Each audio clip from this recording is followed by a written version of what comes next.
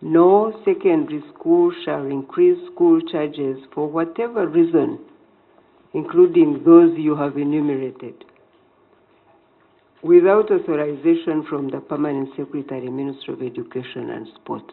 This directive by the Minister of Education and Sports, Janet Museveni, followed persistent complaints from parents on the exorbitant fees charged by both private and government-aided schools, which the parents feel are not justifiable. The General Secretary of Uganda National Teachers Association, James Tweheyo, says the minister's directive was long overdue since the Education Act of 2008 mandates schools to annually submit their budgets and accounts to the Education Ministry for approval.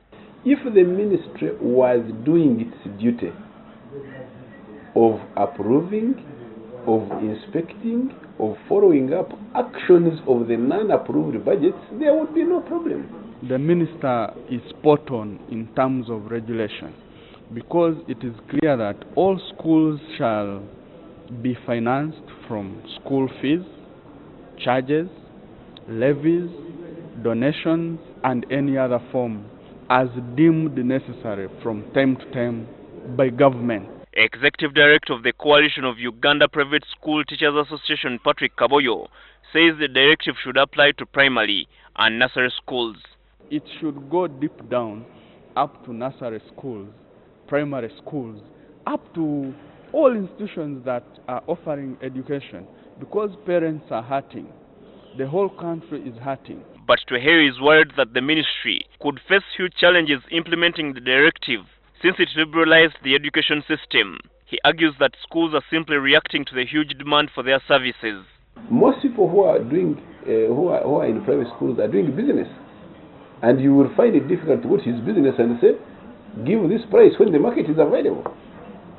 The forces of market and demand will determine the price. NTV spoke to some parents who also welcomed the minister's directive. They have been raising money each and every other time over reasons that we don't understand, and yet because we want our children to read, we simply have to pay the money. They overcharge us too much money for the school fees. Yet other things we take to school, they don't use them, we just put them in their business. You can take a stand that people of primary should pay this, secondary should pay this. Maybe from there, that's where we can start as parents. NTV contacted the chairperson of Private Schools Owners Association, John Bosco Mujumba, who said they will release a statement on the matter on Friday. As parents and teachers welcome the minister's directive on school fees, schools are yet to receive a formal communication in form of a circular on what exactly is required of them, and this could be a stumbling block in implementing the ministerial directive. Herbert Ziwa, NTV, Kampala.